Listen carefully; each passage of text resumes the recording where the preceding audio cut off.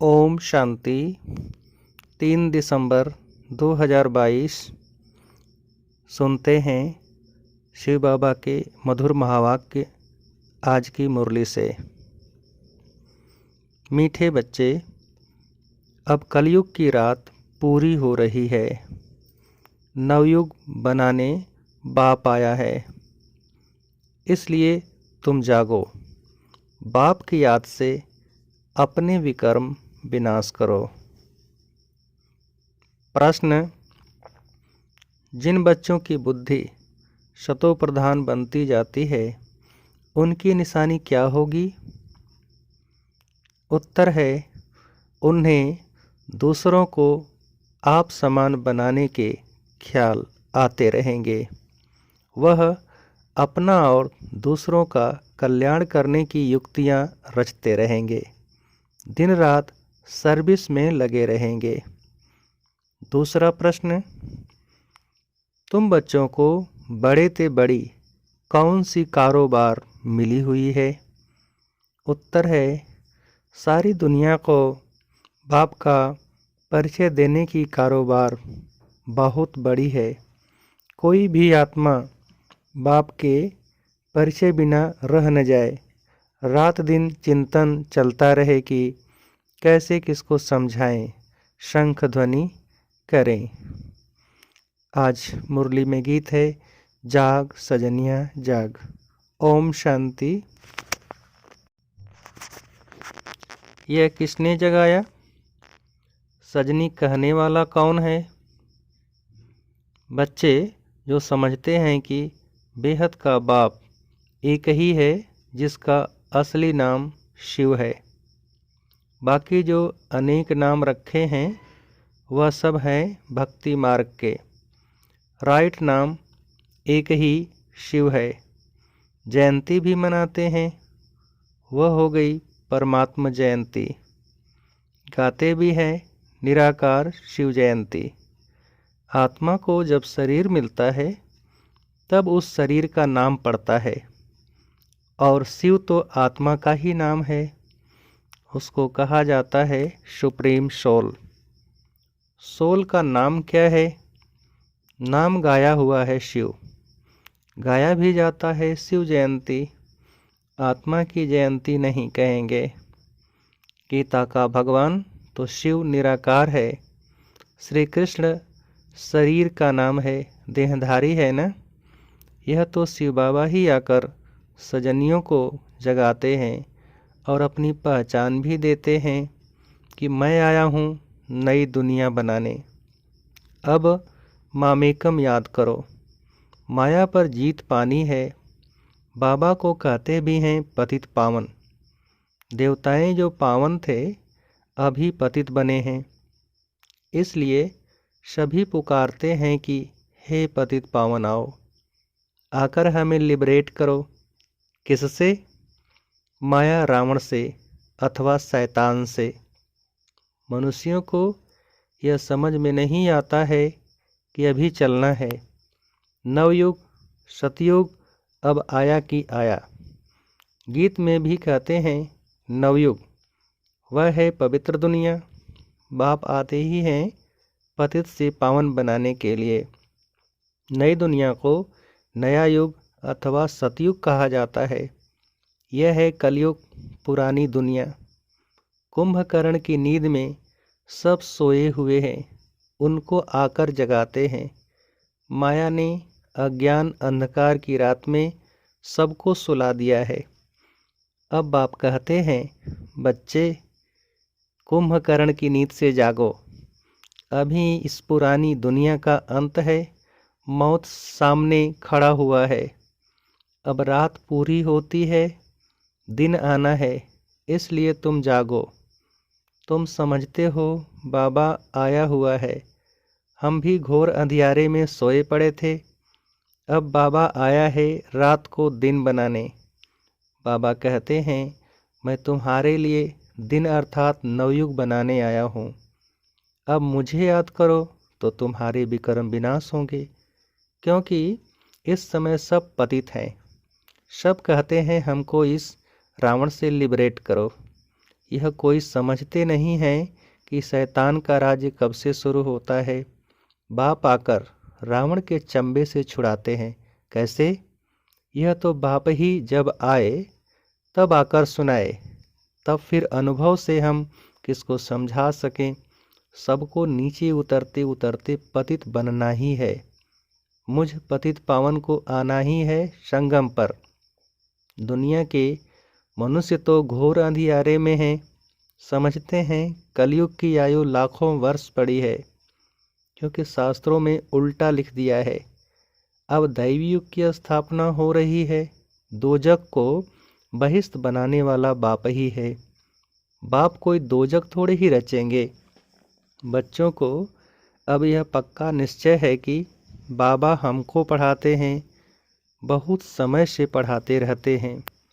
अब त्रिमूर्ति शिव जयंती आने वाली है। लिखना है शिव जयंती सो गीता जयंती।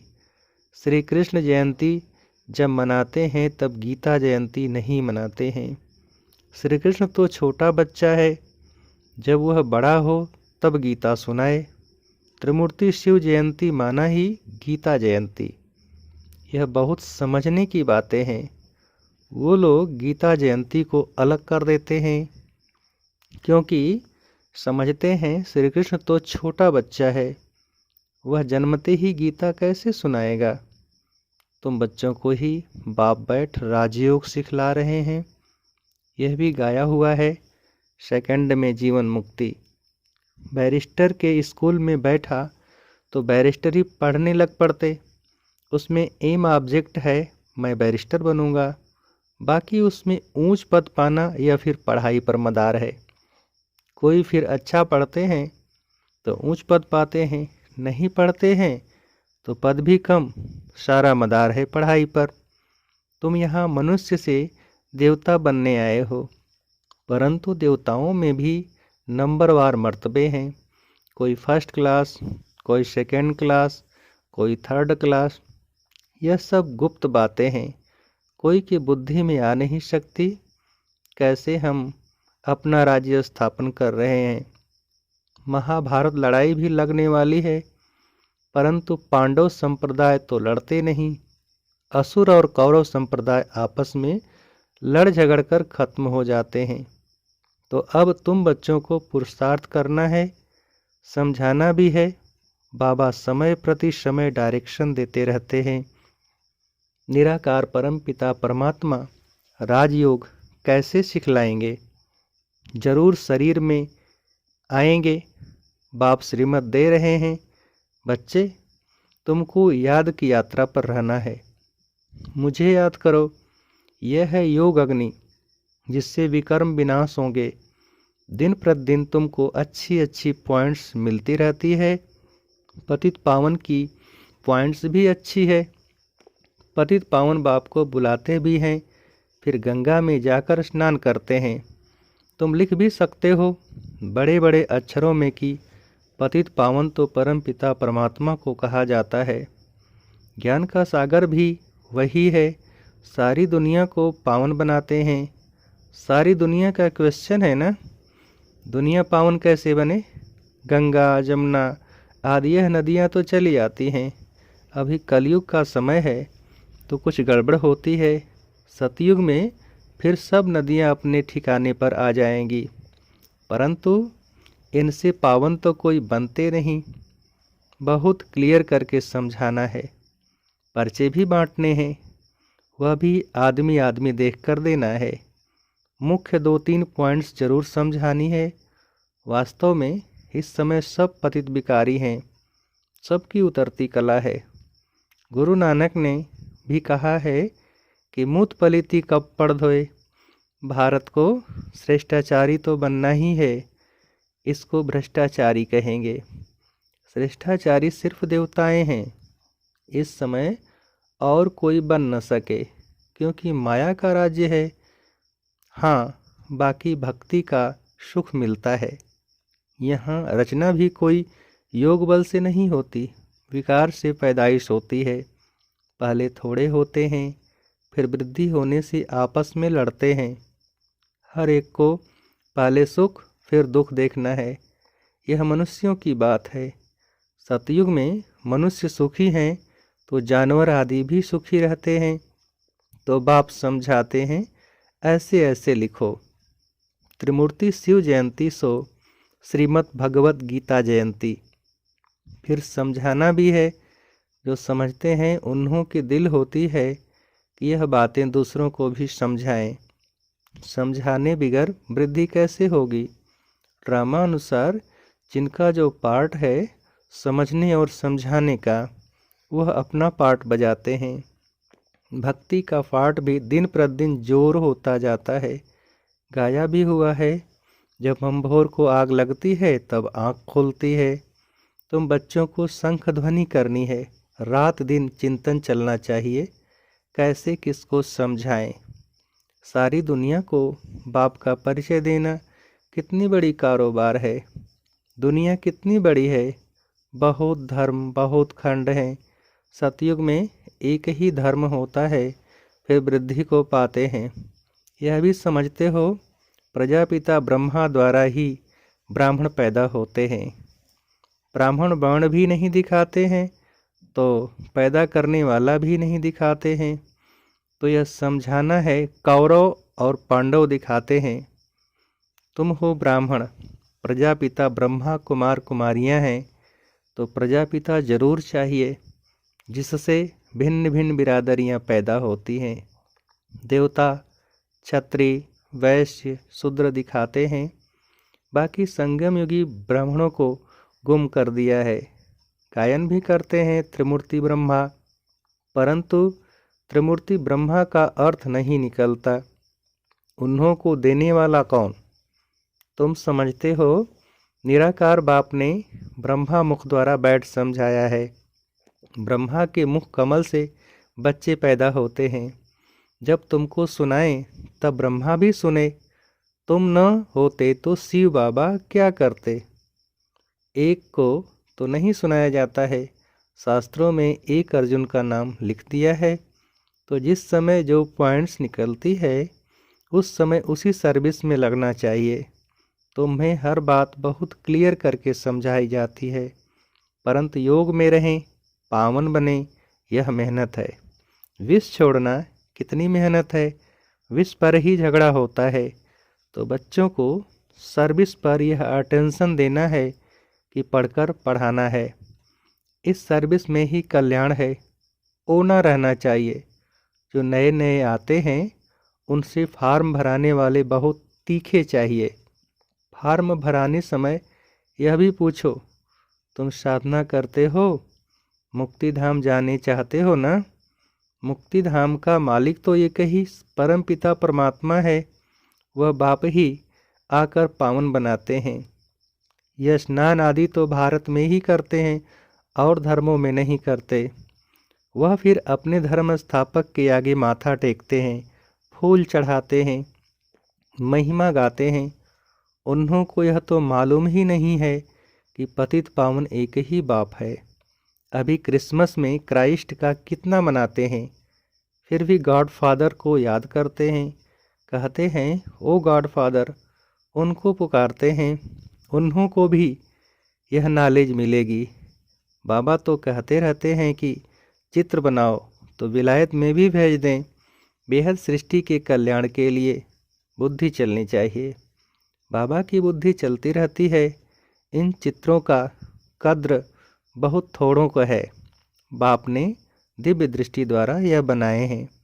कितना रिगार्ड होना चाहिए। इनसे तो यह बहुत भारी फर्स्ट क्लास सर्विस होती है। ड्रामा अनुसार कोई निकलेंगे जो चित्र आदि बनाएंगे। आगे चलकर ऐसे बुद्धिवान बच्चे निकलेंगे जो सेवा में नई नई इन्वेंशन करते रहेंगे, जिसे देखते ही दिल खुश हो जाए। अंग्रेजी तो सब तरफ फैली हुई है। भाषाएं कितनी ढेर हैं। सब देशों में अंग्रेजी वाले ज़रूर होंगे, इसलिए बाबा भी अंग्रेजी और हिंदी को उठाते हैं। आखिरीन सब भाषाओं में निकलेगा।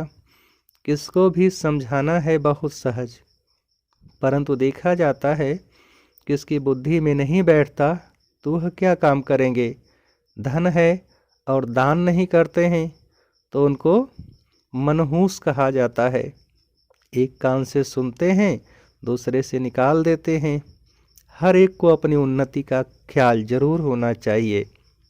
संग के रंग में नहीं आना है, सर्विस में बिजी रहना है, नहीं तो बड़ा भारी घाटा पड़ जाएगा। अपनी उन्नति के लिए कोशिश जरूर करना चाहिए। बाबा, मैं जाकर बहुतों को आप समान बनाने की सर्विस करती हूँ, ऐसे ऐसे ख्याल आने चाहिए। उनको कहा जाता है सतो प्रधान बुद्धि। तमो प्रधान बुद्धि न अपना न दूसरों का कल्याण करते हैं, उनको बेसमझ कहा जाता है। सतो प्रधान बुद्धि समझदार हैं। हिसाब किताब भी कोई कोई का बहुत कड़ा रहता है, समझते हुए भी फंसे हुए हैं। इस समय तो रात दिन सर्विस में लगा रहना चाहिए। खुद की ही कमाई है, मुझे बाप से पूरा वर्षा लेना है, नहीं तो कल्प कल्प का घाटा पड़ जाएगा। पहले अपना कल्याण करेंगे, तब दूसरों का भी कर सकेंगे। अच्छा, मीठे मीठे सिकिलधे बच्चों प्रति माता पिता बाप दादा का याद प्यार और गुड मॉर्निंग।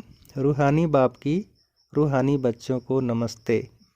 हम रूहानी बच्चों की रूहानी बाप दादा को नमस्ते नमस्ते। धारणा के लिए मुख्य सार।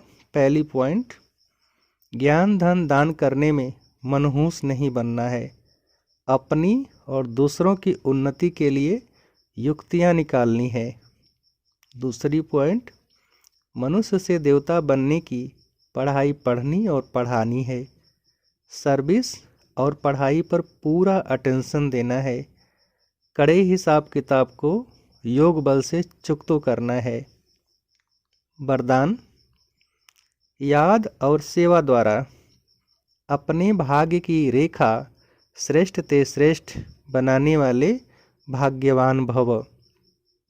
याद और सेवा द्वारा अपने भाग्य की रेखा श्रेष्ठ ते श्रेष्ठ बनाने वाले भाग्यवान भव। विस्तार, ब्राह्मणों की जन्मपत्री में तीनों ही काल अच्छे से अच्छे हैं। जो हुआ वह भी अच्छा, और जो हो रहा है वो और अच्छा, और जो होने वाला है वह बहुत बहुत अच्छा। सभी के मस्तक पर श्रेष्ठ तकदीर की लकीर खींची हुई है। सिर्फ याद और सेवा में सदा बिजी रहो। यह दोनों ऐसे नेचुरल हों जैसे शरीर में श्वास नेचुरल है। भाग्य विधाता बाप ने याद और सेवा की यह विधि ऐसी दी है जिससे जो जितना चाहे उतना अपना श्रेष्ठ भाग्य बना सकते हैं। स्लोगन, संतुष्टता की सीट पर बैठकर परिस्थितियों का खेल देखना ही संतुष्ट मणि बनना है। एक बार फिर से, संतुष्टता की सीट पर बैठकर परिस्थितियों का खेल देखना ही संतुष्ट मणि बनना है। अच्छा, ओम शांति। मेरा बाबा, शुक्रिया।